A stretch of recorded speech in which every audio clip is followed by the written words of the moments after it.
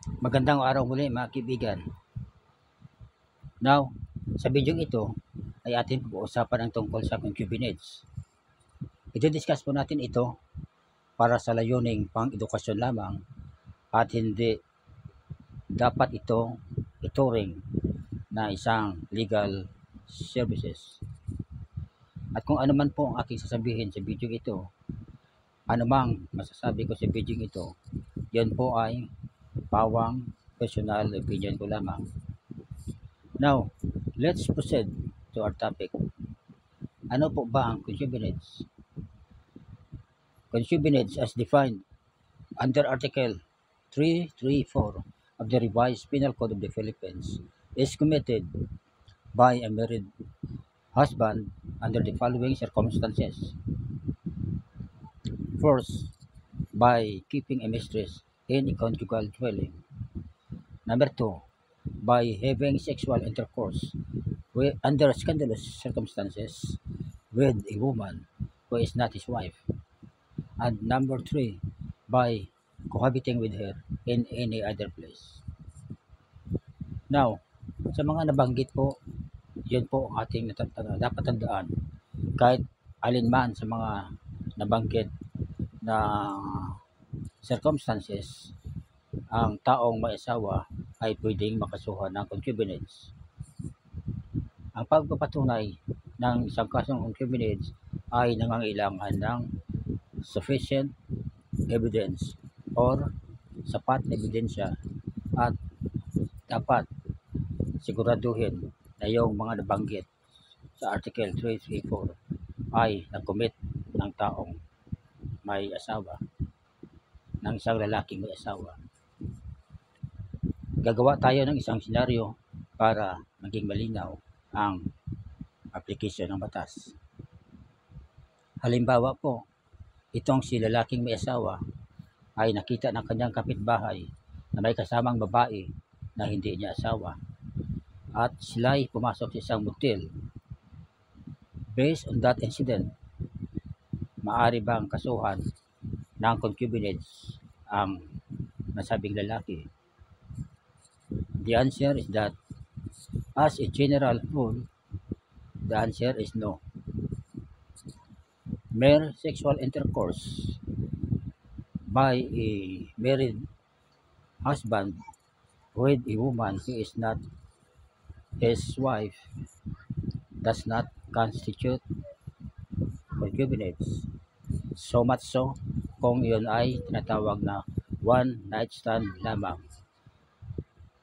But by way of an exemption, unless sexual intercourse has been committed under scandalous circumstances. Now, ano ba ito yung tinatawag na scandalous circumstances? Well, under the law, sexual intercourse would be considered scandalous when it is done in public in a manner that is offensive to norms or decency, offensive to social norms and decency. Yan po ay magkukonsider na yung kikipagtalik ay nasa skandalong pangyayari. Now, halimbawa, kung yung isang lalaking may asawa ay napatunayan na nagkasala ng concubinage, under the law, the penalty of concubinage shall be prison correctional in its minimum and medium period, or an imprisonment ranging from 6 months and 1 day to 4 years and 2 months. Ang isa sa mga mahalagang bagay na dapat natin tandaan sa kaso concubinage ay yung lalaki lamang ang napaparusahan dito.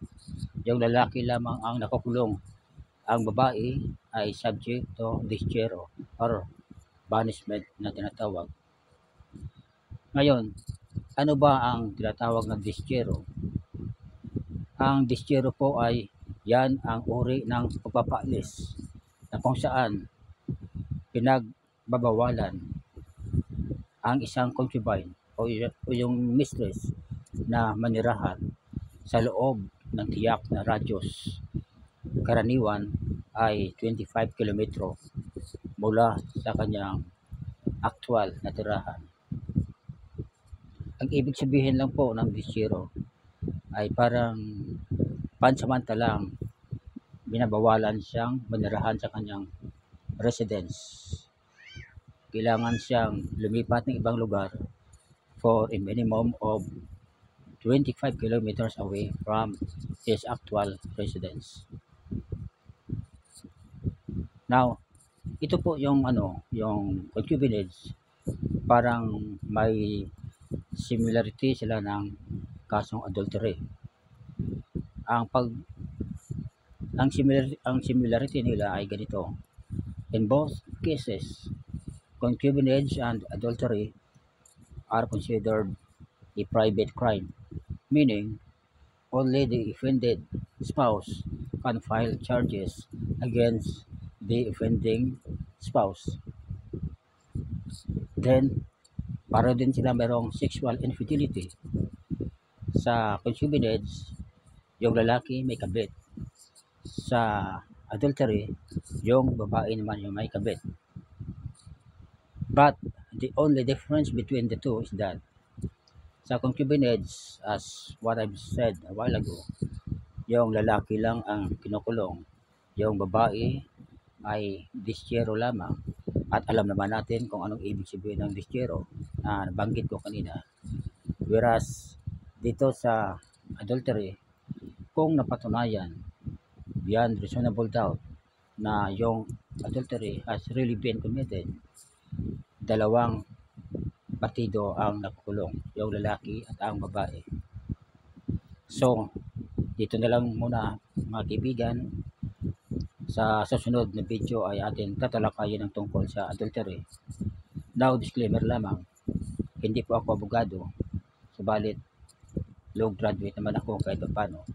So, kung sakaling nagustuhan nyo ang ganitong klaseng video, kindly subscribe to my YouTube channel, like and share my videos, and click the notification bell for more updates on my upcoming videos. Maraming salamat po.